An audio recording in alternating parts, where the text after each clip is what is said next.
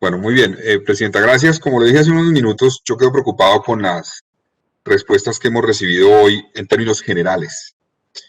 No recibimos una respuesta de parte de la Administración y el Secretario de Salud sobre, digamos, la estrategia que se ha implementado.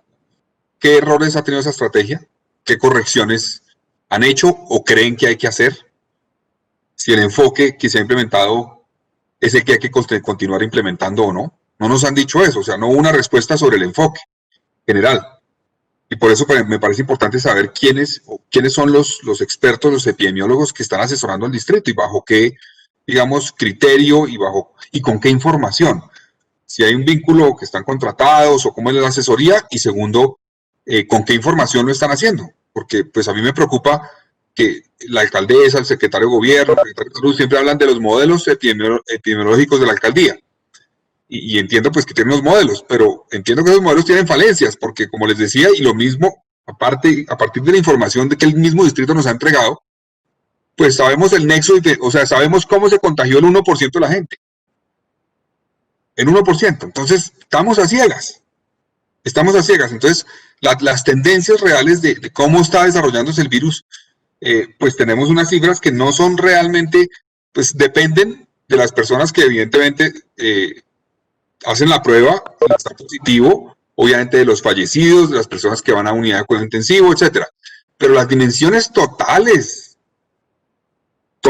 de esta pandemia en Bogotá no las conocemos. Tenemos una proyección por el estudio de cero prevalencia, pero no sabemos a ciencia cierta dentro de ese porcentaje, que seguramente es del 30% de personas que ya se contagiaron, ¿cómo fue ese contagio?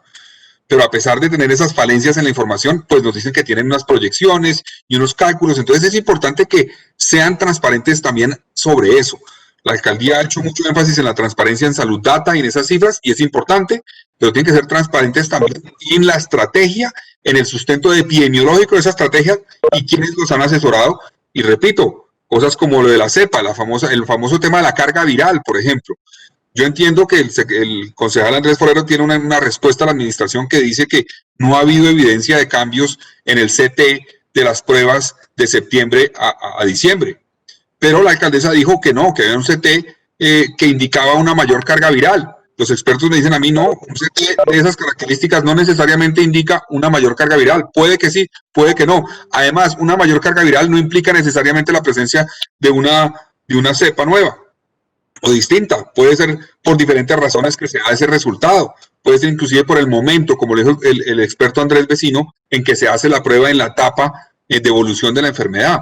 Entonces es importante conocer eso, ese sustento, y lo hago como derecho de petición verbal y estoy insistiendo mucho en eso, pero es importante que nos digan y me digan a mí concretamente en el consejo quiénes son los asesores, bajo qué criterios están y con qué información están asesorando a la alcaldía y con qué contacto, digámoslo así, qué relación hay entre esos asesores y la alcaldía. Pues porque sabemos de asesores para comunicaciones a quienes se les paga muchísima plata, pues yo creo que podríamos tener buenos asesores también en términos epidemiológicos que apoyen a la alcaldía en esto y saber quiénes son. Segundo, yo quedo muy preocupado en el énfasis que he hecho de cambio de modelo sobre el impacto que ha tenido la pedagogía que se ha hecho. El secretario de Cultura nos mencionaba las estrategias, pero hay que decir, no han sido efectivas. Es mucho más efectivo que la alcaldesa haga pedagogía con el ejemplo, inclusive con sus declaraciones, cuando anuncia medidas, que esas estrategias aisladas en algunos medios de comunicación y en algunas herramientas y en publicidades. Es mucho más importante. Entonces yo les aseguro que eso tiene mucho más impacto, que la alcaldesa salga a explicar cómo son las pruebas, qué riesgos tienen las pruebas, qué problemas tienen. No sé si oyeron al concejal Torrado. Yo me incluyo ahí. No tenemos información suficiente sobre cómo funcionan las pruebas. Concejal Torrado esta mañana puso en el chat, no tengo COVID, me dio negativo la PCR, pero resulta que una prueba positiva es definitiva, una prueba negativa no lo es. Existe una amplia posibilidad de que la persona sí tenga el virus a pesar de dar negativo.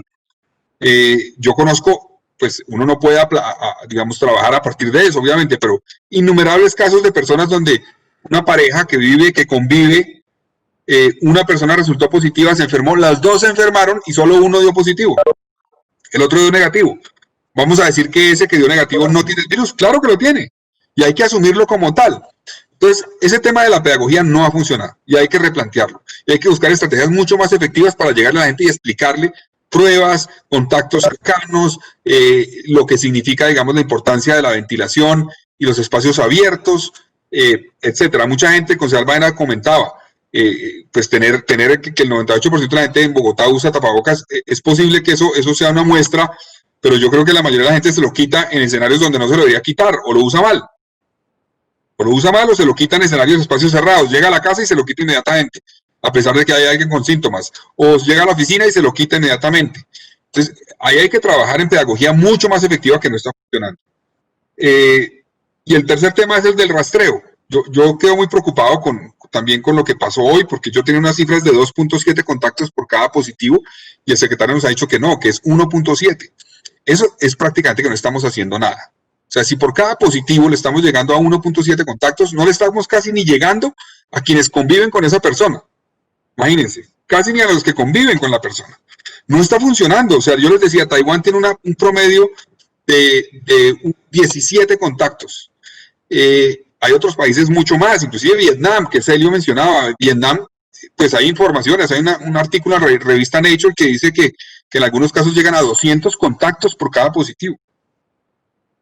En el caso, por ejemplo, de Toronto, en la epidemia del SARS, en Toronto hacían rastreo de 100 contactos por cada positivo.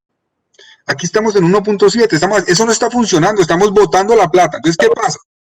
¿Qué pasa aquí? El secretario me dice, pues es que nosotros no tenemos la posibilidad de controlar y vigilar realmente a las EPS. Yo creo que sí tiene. O sea, la Secretaría de Salud, pues yo entiendo que asume la responsabilidad frente al rastreo de contactos del régimen subsidiado. Y las EPS del régimen contributivo asumen la responsabilidad de sus afiliados y el rastreo. Entonces, aquí hay un problema primero de cuándo se determina la persona se diagnostica con el positivo. Como les decía, las cifras del distrito mismo nos dicen que estamos llegando tarde, cuando la persona ya han pasado más de 6 días en la mayoría de los casos de inicio de síntomas. Ahí ya perdimos un tiempo clave para poder cortar las cadenas de transmisión.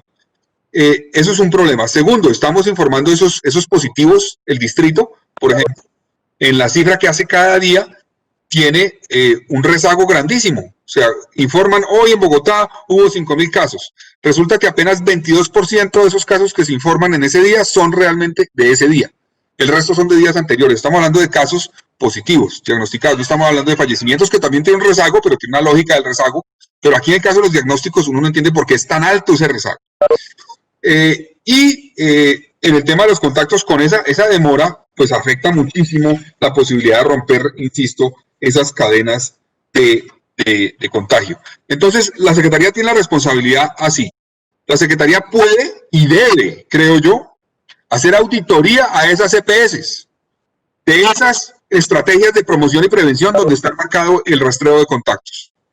Puede y debe hacerlo.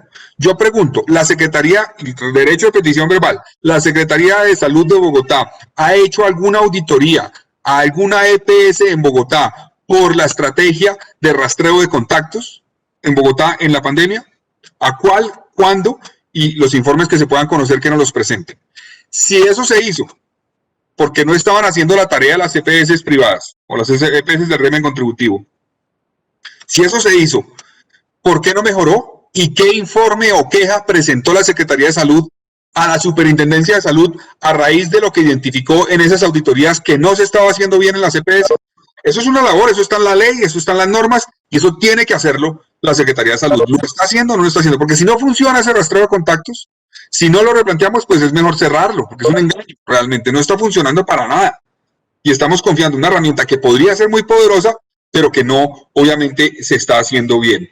Entonces, para mí eso es un poco la preocupación. Yo dejo esas preguntas ahí.